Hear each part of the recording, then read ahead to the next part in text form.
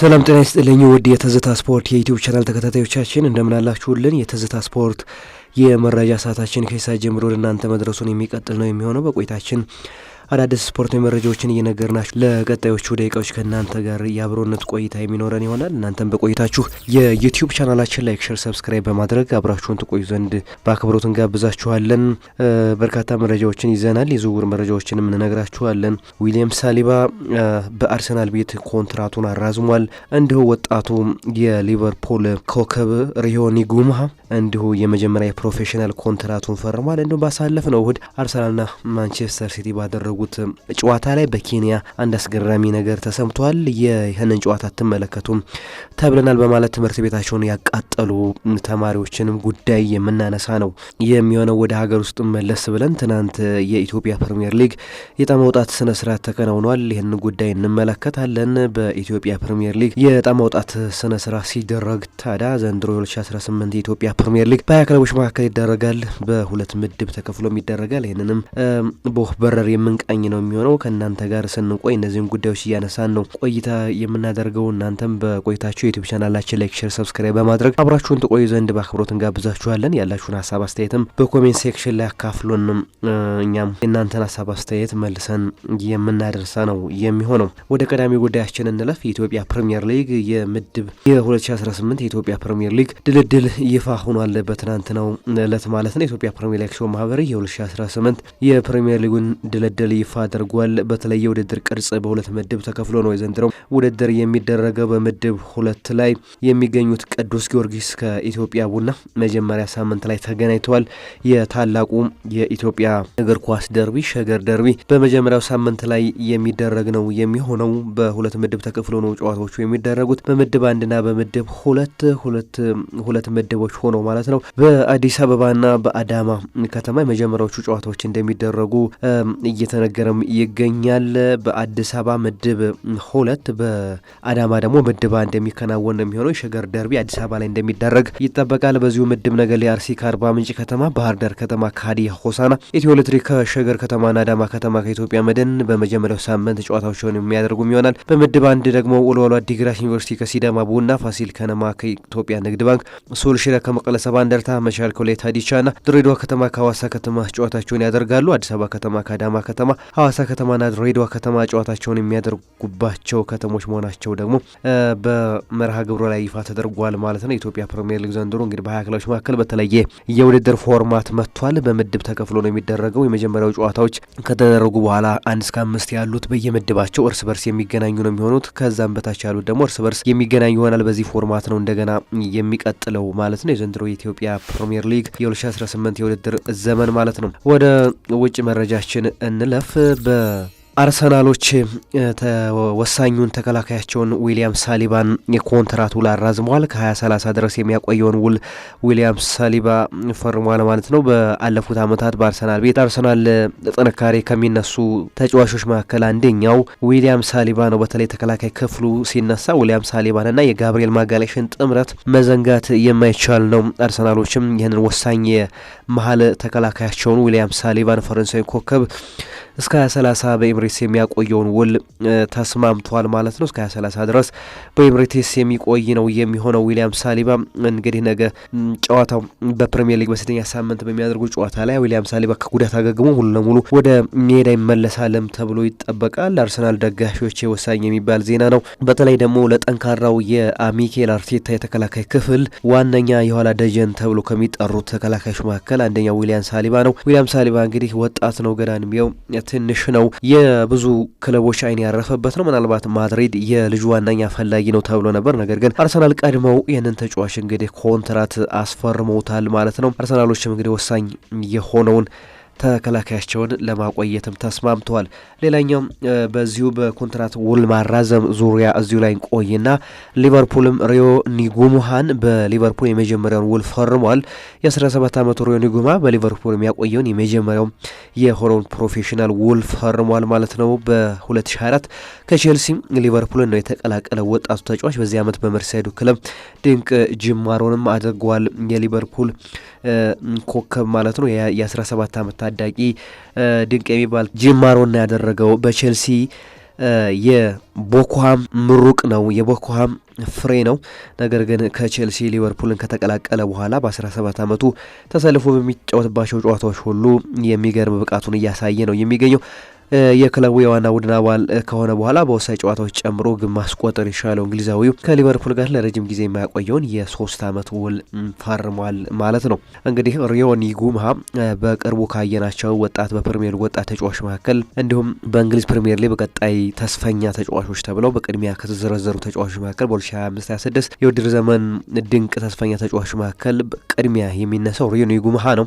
ካየናቸው ወጣት ተጫዋቾች መካከል አንደኛው ነው። በተለይ ደግሞ በዘንድሮ የፕሪሚየር ጅማሩ ላይ እየተሰለፈ በተጫወተባቸው ጨዋታዎች ላይ ድንቅ ጅማሮን ሲያደርግ ድንቅ ጨዋታን ሲያሳየን ተመልክተናል። ሪዮን ጉምሃ አሁን ደግሞ በሊቨርፑል በአንፊልድ የ3 ዓመት ኮንትራትን ፈርሟል ማለት ነው። ሪዮን ጉምሃ ለልጁ በጣም የሚገርም አጋጣሚ ነው ብሎ ማንሳት ይቻላል። የመጀመሪያ የሆነውን የፕሮፌሽናል ፊርማውን ለታላቁ ሊቨርፑል ሲያኖር ለዛውም ደግሞ የ3 ዓመት ውል ሲቀርብለት ይሄ ለአንድ እግር ኳስ ተጫዋች ከደስታም በላይ ደስታ እንደሚያስገኝ ይጠበቃል። ሊቨርፑሎች ዳዮታ ኦፓ ሜካኖን የኢብራሂማ ኮናቴ ምትክ አድርገው ለማስፈረም ፍላጎት እንዳላቸው እየተወራ ነው የሚገኘው። ይህን ተከትሎ ባየር ሙኒኮች አሁን ላይ የኦፓ ሜካኖ ኮንትራት ለማራዘም እየሞከሩ እንዳለ ተነግሯል። ምናልባት ኢብራሂማ ኮናቴ በቀጣይ ውሎ ያልቃል፣ ጥር ላይ ወደ ሪያል ማድሪድ ሊያመራ ይችላል እየተባለ ነው። የፈረንሳዊ ተከላካይ ለሱ ተተኪ የሚሆን ታዲያ ሊቨርፑሎች አሁን ላይ እያፈላለጉ ነው የሚገኙት። ለዚህም ዋነኛው ተተኪ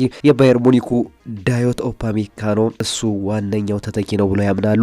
ሊቨርፑሎች ይህንን ተጫዋች ለማስፈረምም ጥረት ለማድረግ ከወዲሁ ዝግጅት እያደረጉ እንዳለ ታውቋል። ነገር ግን ባየር ሙኒኮች ይህንን ወሳኝ ተከላካይ ግን በአሊያንዝ አሬና ቤት እንዲቆይ ይፈልጋሉ። በአሊያንዝ አሬና ውሉን እንዳያራዝሙ ይፈልጋሉ።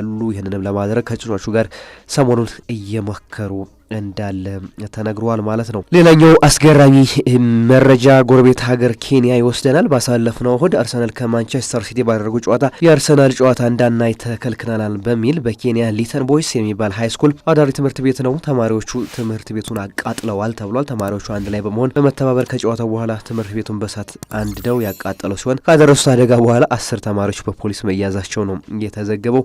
የኬንያ ፖሊስ ጉዳዩን በሕግ ይዞታልም ተብሏል። ይሄ አስገራሚ የሚባል መረጃ ነው። በእሁድ ዕለት በተደረገው የአርሰናልና የማንቸስተር ሲቲ ጨዋታ ልጆቹ ትምህርታቸውን እንዳነቡ በሚል ጨዋታውን እንዲያዩ ይደረጋል። ታዲያ እነሱ ይሰበሰቡና ተሰብስበው ለምን ጨዋታውን ተከለከልን፣ ለምን እንዳናይ ተደረግን በሚል እልህ ትምህርት ቤታቸውን አቃጥለዋል። እንግዲህ እግር ኳስ አንዳንዴ ስሜት ነው፣ ግን ከስሜት ደግሞ ወጣ ያለ ነገር ሲሆን በእጅጉ አስቀያሚ ይሆናል። እንግዲህ እነዚህ ልጆች የሚማሩበትን የራሳቸውን ትምህርት ቤት ነው ያቃጠሉት ማለት ነው። ለማንኛውም የኬንያ ፖሊስ ጉዳዩን በመያዝ 10 ተማሪዎችን ጠርጥሮ እያጣራ እንደሚገኝ ከኬንያ ጋዜጦች መረጃዎች እየወጡ ነው የሚገኙት። ሊተን ቦይስ የሚባል ትምህርት ቤት ነው። እንግዲህ የደረሰው ጉዳት ምን ያክል እንደሆነም የኬንያ ፖሊስ እያጣራ ነው የሚገኘው። ያቃጠሉት ትምህርት ቤት ምን ያክል ነገሩ እንደወደመ እስካሁን የኬንያ ፖሊስ ጉዳዩን ይፋ አላደረጉም። በቅርብ ይፋ ይሆናል ተብሎ ይጠበቃል። ለሁሉም አርሰናል ከማንቸስተር ሲቲ ባደረጉ ጨዋታ የኳስ ፍቅር ሀያል ነው። ይህን ጨዋታ እንዳናይ ተደርገናል በሚል በንደት ትምህርት ቤታቸውን አቃጥለዋል። ይህ አስገራሚ የሆነ መረጃ ነው። የኬንያውያን ከዚህ በፊትም አንዳንድ ነገሮች የሚያደርጋቸው ነገሮች አስገራሚ ናቸው። ከኬንያ ከዩጋንዳ የሚመጡ መረጃዎች በኳስ በተነሳ በእጅጉ የሚደንቁ ናቸው። ከዚህ በፊት ብዙ ሰዎች ራሳቸውን ሲያጠፉ ኬንያ ውስጥ ተመልክተናል። ስራ እስከ ማቆም አድማ የሚደርሱበት ጊዜም ተመልክተናል። በአርሰናል የተነሳ ማለት ነው። አርሰናል አላሸንፍ ብሏል የሚሉ ብዙ አስገራሚ መረጃዎች ከኬንያ ሲወጡ ተመልክተናል በተደጋጋሚ። አሁን ደግሞ ይባስ ብሎ ትምህርት ቤታቸውንም አቃጥለዋል ተማሪዎቹ ማለት ነው። ይሄ በእጅጉ የሚያስገርም መረጃ ነው። ሌላኛው ተጠባቂው መረጃችን የመጨረሻ መረጃ እናደርገው ዩኤፋ አብዛኛው የስራ አስፈጻሚ ኮሚቴና ፌዴሬሽኖች የእስራኤልን እገዳ መደገፋቸው ተከትሎ በቀጣይ ሳምንት የመጨረሻ ውሳኔ እንደሚያሳልፍ መገለጹ እየተዘገበ ነው የሚገኘው። እንግዲህ እስራኤልና ፍልስጤም የሚገቡበት ጦርነት እስካሁን ማባሪያ አላገኘም።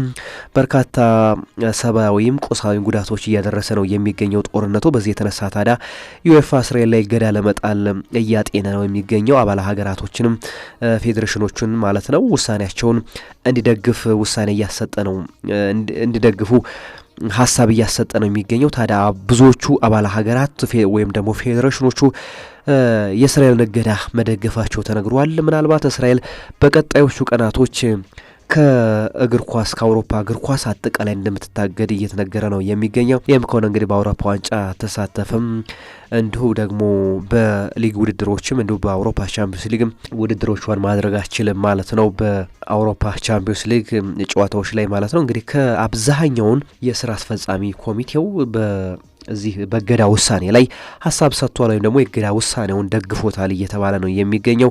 እንግዲህ የጋዛ እና የእስራኤል ጦርነት እስካሁን ማባሪያ አላገኘም፣ መቋጫ አላገኘም።